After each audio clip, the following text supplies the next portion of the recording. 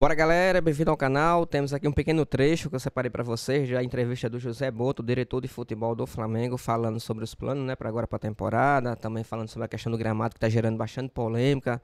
A CBF quer intervir em relação ao gramado sintético ou natural, tá bom?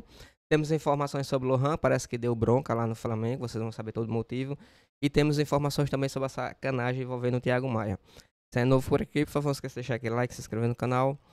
Ajuda demais o meu trabalho. Créditos e direitos autorais e ESPN Brasil. O link vai ter na descrição. Mas antes, né, sem delongas, vamos ver aqui a entrevista do José Boto falando sobre tudo os planos, né, e projetos dele no Flamengo. Calor aqui no Rio de Janeiro, hein? Só para dizer, tá bem difícil mesmo, tá bravo.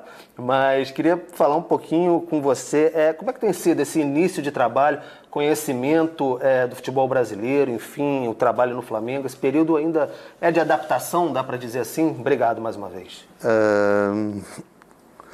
Num clube como o Flamengo é difícil nós falarmos de adaptação. Nós temos que chegar prontos, não é? É óbvio que há muita coisa, principalmente a dimensão do clube, a relação da imprensa e da torcida com o clube, que é algo que eu não estou habituado. E tem sido as coisas mais difíceis de lidar, têm sido essas, principalmente a forma como vocês, jornalistas, interagem com o clube, é algo que não é normal na Europa. De resto, o trabalho tem sido perfeito e dentro daquilo que nós previamente já tínhamos planeado.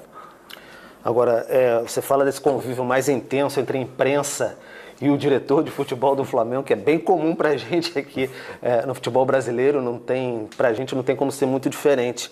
E aí fala-se muito de contratações, tiveram as chegadas, e aí, enfim, possíveis renovações. Publicamente tivemos aí até posicionamento do pai do Gerson, enfim, falando de questões de renovação, valorização salarial. Como é que está essa situação do Gerson especificamente, se você pudesse falar com a gente? Já houve algum tipo de encontro? Porque é algo que preocupa muito a torcida rubro-negra, porque se trata do capitão, um jogador muito identificado com o Flamengo. Lá está, esse é um tipo de pergunta que na Europa não se faz, mas tentando adaptar-me a esta nova realidade e desde que nunca prejudique aquilo que são os interesses do clube. É verdade que chegaram propostas pelo Gerson, que nós recusámos porque achamos que não é o momento de vender. Dizer que tive uma reunião realmente com o pai dele e que aquilo que é importante é que neste momento estamos no mesmo caminho, focados naquilo que interessa para o Flamengo e para o Gerson. Então, Glaucial, agora eu passo o Boto aí para o estúdio, ele está na escuta de vocês, pode responder mais um pouquinho aí, vai ficar mais um tempinho com a gente, então fiquem à vontade. Boa, Pedro. Obrigada, Boto. Mais uma vez um prazer recebê-lo. Obrigada também por nos atender. Você chega aqui ao Brasil, já que você está falando dessa relação até com a imprensa, né? Pelo menos na imprensa, conhecido como alguém que tinha já um trabalho muito amplo com o futebol brasileiro, e eu digo aí de conhecer jogadores brasileiros pelo mundo. E por que o convite, talvez, para não trabalhar no futebol brasileiro não tenha chegado antes? Ou se você já em algum momento da sua carreira pensou em trabalhar por aqui?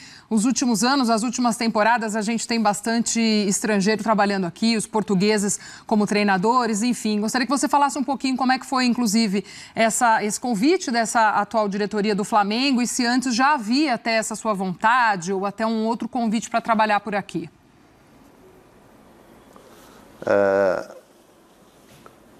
Eu já tinha expressado, até penso que aqui neste canal, que era um futebol que me seduzia. Porquê? Eu acho que de 3 fatores que nós devemos considerar de importantes no futebol, vocês têm 2 que são fundamentais ao mais alto nível, que é bons jogadores e uma torcida apaixonada. E talvez vos falte um pouco de organização, e quando digo organização, refiro-me também dentro de campo, alguma organização tática, e por isso talvez o sucesso de muitos treinadores portugueses, que até espanta um pouco os portugueses, porque não eram treinadores de uma primeira linha em Portugal, mas eu já tinha demonstrado, inclusive nesta casa aqui, essa vontade, essa curiosidade de trabalhar no futebol brasileiro. Houve algumas sondagens, nada de concreto. A primeira concreta, e felizmente, foi o Flamengo, um clube desta dimensão. Olá, Boto, boa tarde. Paulo Calçade, nós fizemos um programa juntos durante a pandemia, né? Aqui a gente ouviu o Boto no Bola da Vez, foi muito bacana, para trazer a sua experiência e seu olhar para o futebol brasileiro, que na época do Shakhtar era intimamente ligado, né? E o Shakhtar era uma equipe que sempre recebeu jogadores brasileiros, então, assim, acho que poucos conheciam o futebol brasileiro como o Boto, porque aqui os jogadores brasileiros participavam muito, né, da campanha do Shakhtar. O que eu queria saber do Zé Boto é o seguinte, como que é a estrutura agora com uma nova diretoria? Então tem um novo presidente, o Boto foi contratado para ser o diretor de futebol do Flamengo. Como é essa estrutura, Boto? Porque eu vejo dois pilares muito importantes no vestiário, o treinador e a sua presença também. O problema no Brasil, isso acontece muito em outras situações, às vezes o treinador fica isolado. Você fala, onde é que está o diretor nessa hora? A voz do diretor é muito importante no vestiário também. Então eu queria saber como é essa estrutura do Flamengo, incluindo o seu cargo hoje em relação a jogadores, aos comandos, a toda a elaboração do que vem de temporada. Como é que as coisas funcionam hoje no Flamengo? Pois foi essa entrevista que tivemos, essa bola da vez, foi muito interessante. Na altura o Shakhtar tinha 14 jogadores brasileiros e como é óbvio, para termos esse número de jogadores brasileiros, ainda por cima jogadores jovens, que muitos deles nem nunca tinham jogado na Série A e que passado 3 meses de serem contratados estavam a jogar na Champions League. Lembro que falámos sobre isso. Mas é óbvio que eu tinha e tenho um bom conhecimento do futebol brasileiro, até de algumas questões culturais em relação aos jogadores, por ter lidado muito com os jogadores brasileiros. Em relação à estrutura, a estrutura é simples, é uma estrutura baseada muito naquilo que se faz na Europa. Existe um presidente, que é realmente quem comanda o clube, e que depois delega num diretor para o futebol, pode-se chamar diretor técnico, podem chamar diretor desportivo, aqui é diretor técnico, no nosso caso, que é quem comanda o futebol do clube. A minha visão dessa função é uma visão abrangente que vai muito além da pessoa que contrata e vende jogadores. Muito além disso, é alguém que tenta definir um modelo de jogo para o clube, alguém que interage diariamente com o treinador e com os jogadores, servindo muitas vezes também como conselheiro e também de proteger aquilo que são os interesses do clube, que muitas vezes não são os interesses dos treinadores. Mas de uma forma em que o treinador me ouça por conhecimento, por reconhecer em mim conhecimento sobre o futebol, sobre a parte tática, porque eu também tenho um passado como treinador, e não por uma imposição de cargo. Ou seja, está aqui o diretor e agora tu tens que responder ao diretor. Não é esse o modelo que nós perfilhamos, é um modelo de competências e depois de discussão de tudo o que é o dia-a-dia do futebol e da outra parte, que é a parte estratégica, que vai muito além do dia-a-dia e da época. É assim que nós estamos a funcionar neste momento. Tudo bem, Boto? Boa tarde. Mariana Pereira aqui falando.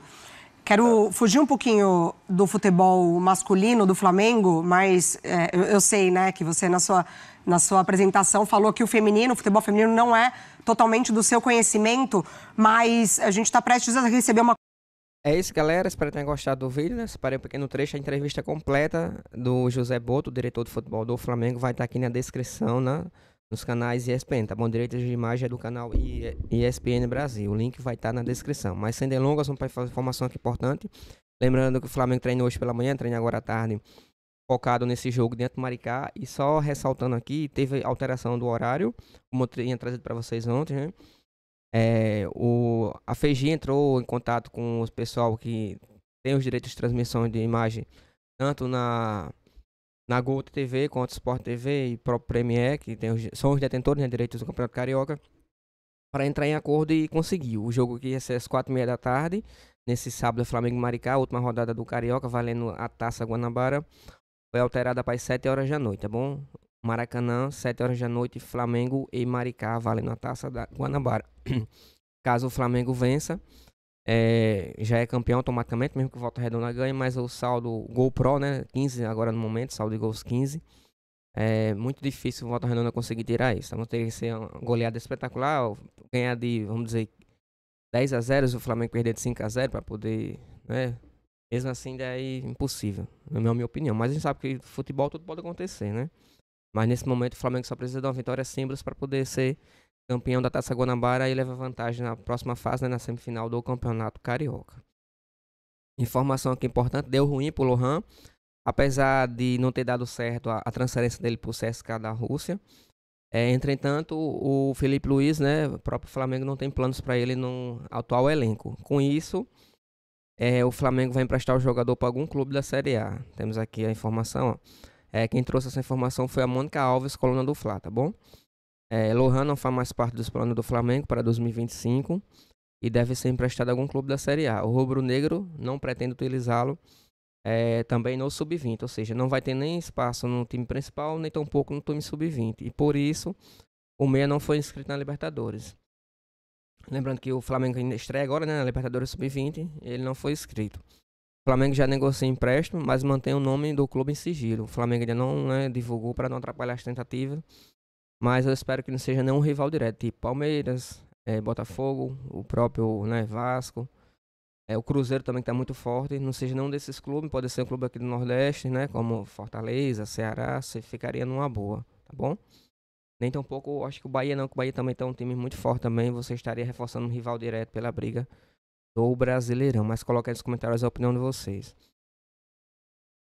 Outra informação importante envolvendo o Thiago Maia, né, depois da sacanagem que o Inter fez, o Santos vai pagar à vista 700 mil euros pelo jogador junto ao Internacional. E ainda deve o Flamengo, né, até algum momento falou nada. Em relação às parcelas atrasadas, apresentar garantias bancárias para assumir o restante da dívida da comprador Thiago Maia. Parcelas futuras, 2025, abril, 550 mil euros. Agosto, 550 mil euros. Fevereiro, já em 2026, 550 mil euros. E agosto, 550 mil euros também. 2027, a última parcela, né, as duas últimas parcelas, 550 mil euros. E agosto, da mesma forma. Sacanagem aí que o Internacional fez, não pagou, ainda ficou criticando.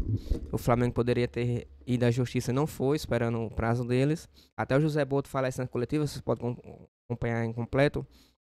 Ele dá uma indireta, né, dos clubes que estão devendo, falando sobre fair play financeiro, o que aconteceria caso os times não pagassem. Eu achei bem interessante essa parte, tá bom? Espero que tenham gostado do vídeo. Se puder deixar aquele like e se inscrever no canal, vai ajudar demais. Créditos e direitos autorais e ESPN Brasil. O link vai estar na descrição.